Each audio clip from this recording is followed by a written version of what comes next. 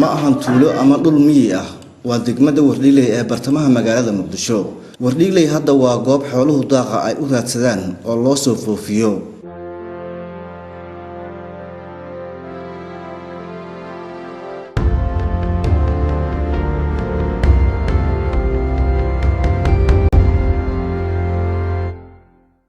sidoo kale waa goob laga soo gurto xaabada iyo tiirarka lagu dhisto buushashka. Hoodan waxa soo ay ka baxday halkan muddadii dagaalada waxaana ay ka mid tahay waxyaabaha lagu dhisto guryaha sida ay ku waramayaan dadka halka ku sugan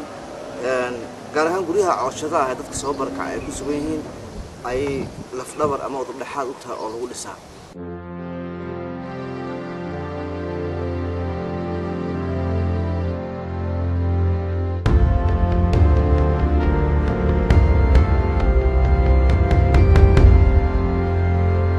isbeddelka la yaabka leh ee degmadan haleelay ayaa yimid markii sanado ay ka dhacayeen dagaalo aad u culus. waxaa burburay dhammaan guryihii iyo noloshii oo dhan.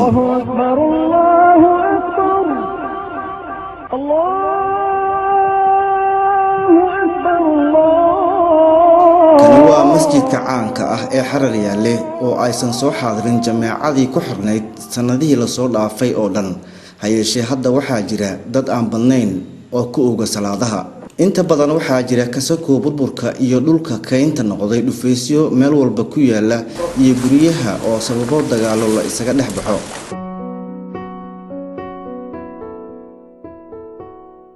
meelaha qaar waxaa soconaya dadaallo dadku ay ku doonayaan inay dib ugu laabtaan guryahoodii. bismillaahir rahmaanir rahiim magaciigu waxa la fariin waxaan deganaa Ceelasha Biyaha waxaan ku maqnaa Ceelasha Biyaha 5 sanadood maanta u soo noqday xaafadayda ma sha Allah niyadeyda faraxsan tahay gurigeyga rabaa duulayda inuu ku soo noqdo saasan jecelahay. wadaha ee bartamaha magaalada waxaa soconaya gaadiid alaabo sida iyo rakaab. dhulkan ayaa ciidamada dawladda iyo kuwa AMISOM dhawaan ay kala wareegeen xarakada shabaab oo muddo fara badan haysatay dagaalo riiq dheeraaday kadib.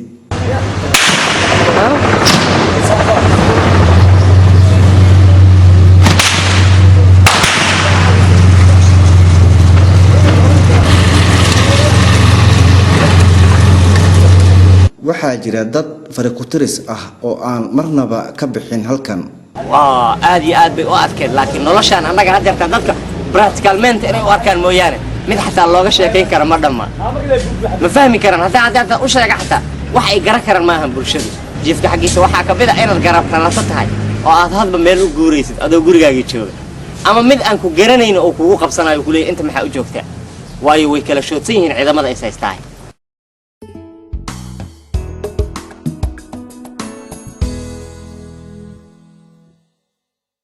dhanka kale waxaan meesha ka marnayn adeegyadii biyaha iyo korontada oo inaba aan shaqaynayn. biyo ma leh koronto ma laha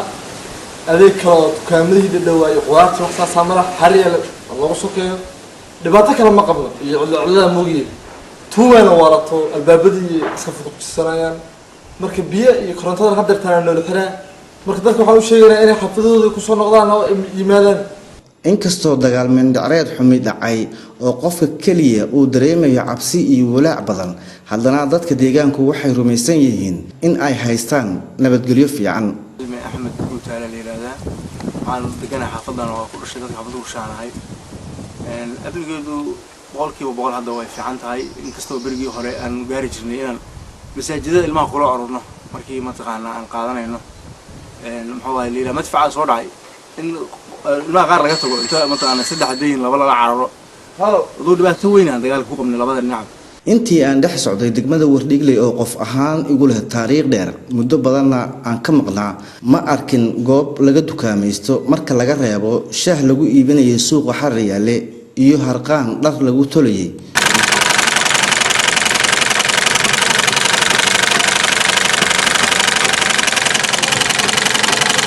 waan hubaa in harqaanlahani uusan macaamiil badan helaynin xilligan. sidoo kale maalin ka hor waxaa albaabada loo furay mar kale oo dib loo howlgeliyay foorno caan ka ah degmada Wardhigley. foornadana maaragtay shalay la furay 3 bilood ka hor ee xirneed dadkina xaafadaha waa la soo wada degay haddana waa dibaan u shaqaysanayna hadduu leeyahay goobahan waa hotel Kadami Al-Wasac Restaurant iyo Photo One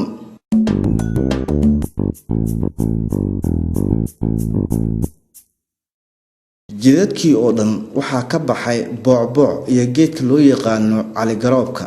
geedkan waxa uu saameyn ku yeeshay guud ahaan jid kasta iyo meel kasta waxa uu ka soo baxay dhammaan gurihii laga haajiray ee haawanay albaabadooda oo dhan geedkan waxa uu dabcan u baahan yahay shaqo aad u fara badan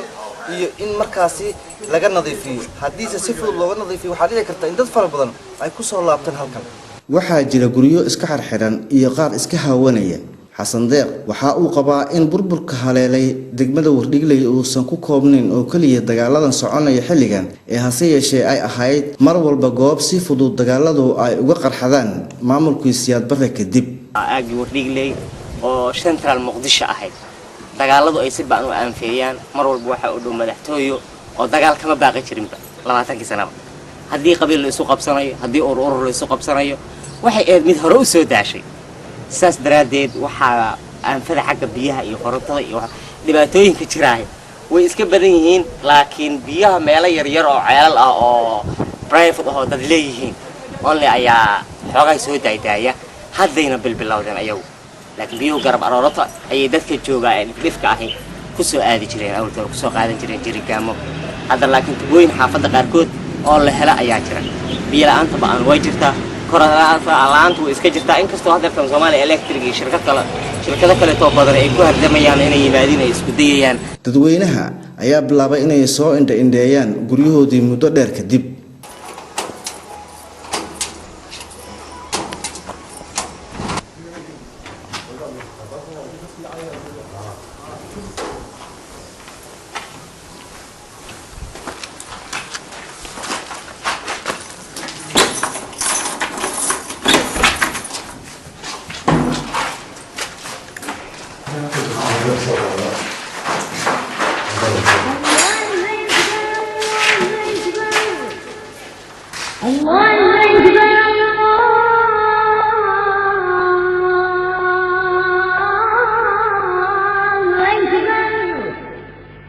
أشهد أن لا إله إلا الله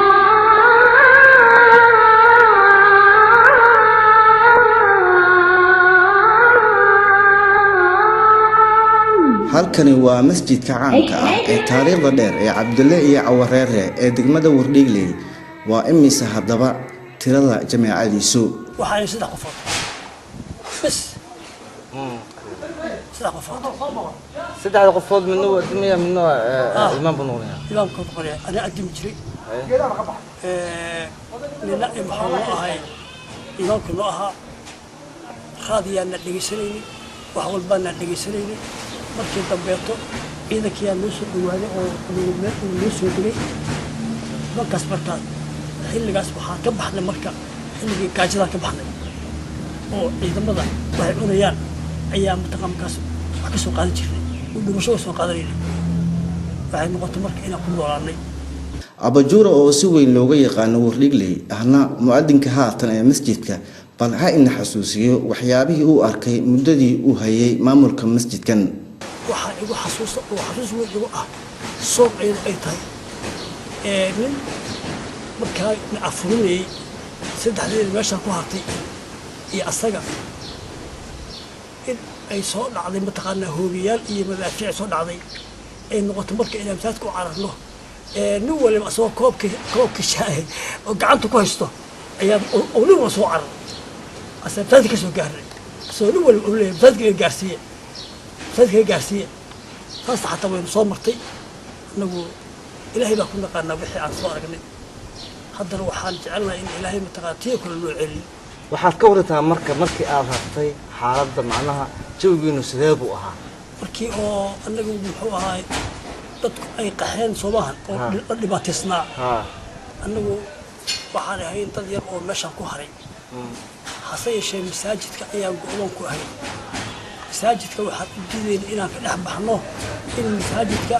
tubada iyo waxyaabaha yaal dhan in laga bilaqaysto ayaan diidayna sida masaajidada qaar ku dhacday oo xataa musqul laga dhigtay kutubadiisii laga dhigtay ayaan diidayna صوبان مركا أنه رجوا حاله ير أنا بدني وحنا مركز ماشى الموضوع هاي مدح اللي نعول وعيالك يوم هو مطارك أنت ما قعدتك هاي شدال كنا ومدة أنت أو نقص بالبريو أيام تغنى مطار كوك عسرين ساس أيام تغنى بيها كل شيء كورة مركز جوينا نلاش أنا جوي مش قد بقوليتي نبى حوجا نجت تاجر شيء مركز قولين بسنت قارتي اللي يكون تعرفون يعني نجت تاجر شيء وحد محمود كيرن شيء ساس أيام كنا نولين تذكر إنه وانا نجت حي صابت روح هاي ما أنت نقول تنبيلي وهل كان الباطل قد علي وهي المال نباطل يأفر مفروض يكون وإمام مساعد أبوي هاي بأن هم عدل في أبوي هاي تقول متى هل كان بيا قد إذا ممكن عيونها تجمل ومقايد واحد في شهر لو عبي هل كان أيام هوري صار عين مركا نباطل يأفر مفروض يكون متى ما تص أيام حافظة قرب ولا بوحال أصل مركا إلا بحر قرب ولا هدي أنا ومال أكو إحنا مال عندنا مالها مساعد كليه أيام المركب أنا أفكر هذه هل كسر من عشان مساعدك ولو متقنا هبل مال مدافع الكركن المريسي كواس waxay soo raacay kuwa waxay yiraahdaan dad fara badan oo Yurub iyo Mareykanka jooga laga yaabaa inay ku daawanayaan marka waxaad ka warantaa marka wuxuu tilmaamay masaajidka iyo kooxaha isdagaalay istiraatiijiyad ma gees buu ugu yaalay mase kooxaha isdagaalay dhexdooda ku jira masaajidka labada kooxood isdagaalay dhexdooda ku yeelay كور عبسيد المدافع دي دلوقتي كورة أي جيس كجرين كورة أي جيس كجرين عبسيد كور المدافع عبسيد المساعد شو حاول أنه عبسيد وحي هاد إنه هو يريد إن الوصل قالوا وأكبقين إن الوصل قالوا أولي الكوا الواجهة جوسر وبشر الكوا برين ديدي dadka doonaya in ay ku soo laabtaan guryahoodii waxay u nuglaan karaan cudurka malaariyada kaynta badan awgeed mana heli karaan cusbitaal iyo adeeg caafimaad oo dhameystiran muddo 3 sano ka maqnaa guriga hadartana waa isku soo noqday muddo toban بريان جوجا براين مجرت الحمد لله cadaawada iyo hurgumada ay sababaan dagaaladu ayaa laga yaabaa in meelaha qaar ay ku duugmi karaan waxyaabaha qarxaasida miinada sida dhawaan uu shaaciyay madaxweynaha dawladda ku meel gaarka ee Soomaaliya Sheekh Shariif Sheekh Ahmed isagoo uga digay shacabka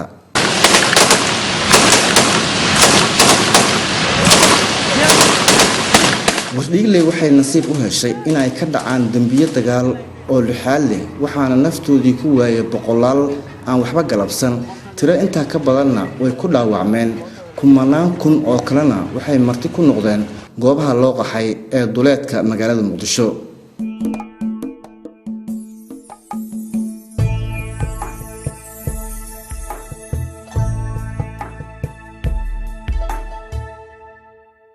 xaaladu haatan ma ahan sifadii degmadu ay lahaan jirtay ee Wardhigle wasaarad waaye inta kalena wakaalad waaye